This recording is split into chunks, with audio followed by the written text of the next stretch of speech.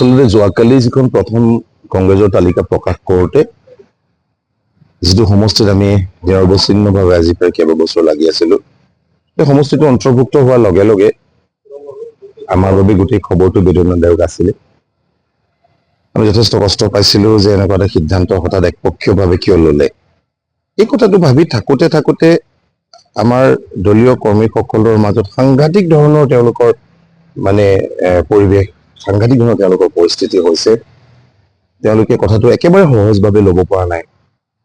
আজি গোটেই দিনটো আমি খুব মানে অস্থিৰতাৰ মাজেৰে পাৰ কৰিছোঁ যে এনেকুৱা ধৰণৰ এটা কথা বতৰাৰ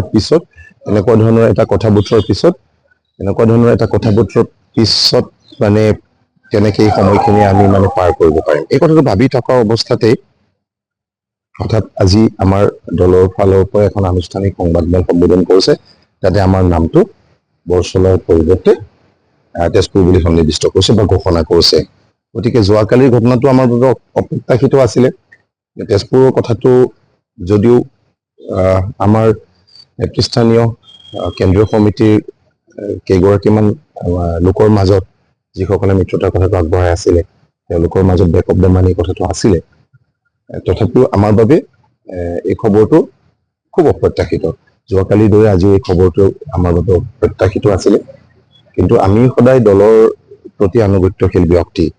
আমি দলক প্ৰতিষ্ঠা কালৰ পৰাই যেনেকে সেৱা আগবঢ়াব লাগে সেই ধৰণে সেৱা আগবঢ়াবলৈ যত্নপৰ হৈ আছোঁ। গতিকে আমি এতিয়া দলৰ এগৰাকী আনুগত্যশীল ব্যক্তি হিচাপে দলৰ সিদ্ধান্তটো উপেক্ষা কৰিব নোৱাৰিম, দলৰ সিদ্ধান্তটো চেলেঞ্জ কৰিব নোৱাৰিম।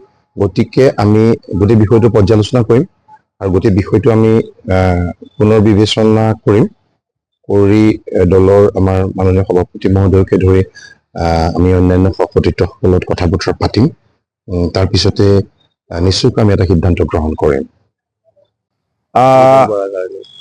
একেবাৰে হয়, আৰু সেইটোতো আৰু মানে সেইটোত আৰু কোনো দ্বিমত নাই বা সেইটো আৰু ভাবি পেলাই উত্তৰ দিবলগীয়া কথাও নাই। কাৰণ হয়, আমি ভাবাই নাছিলো ন, কোনেও ভাবা নাছিলে, অকল আমি ব্যক্তিগতভাৱে নহয় বা আমাৰ দলৰ নেতা কৰ্মীসকল বুলিয়ে নহয়, আচলতে কংগ্ৰেছ বা অন্যান্য যিবোৰ তাত ৰাজনৈতিক দল আছে তেওঁলোকো ভাবা নাছিলে যে এনেকুৱা ধৰণৰ এটা মানে হঠাৎ মানে ঘটনা ঘটিব, যিটো ঘটনাত মানে আমাৰ একেবাৰে মানে আন্তঃগাঁথনিটো একেবাৰে বুনিয়াদী যিটো ব্যৱস্থা সকলো ভাঙি চিঙি একেবাৰে চুৰমাৰ হৈ যাব, কোনেও ভাবা নাছিলে।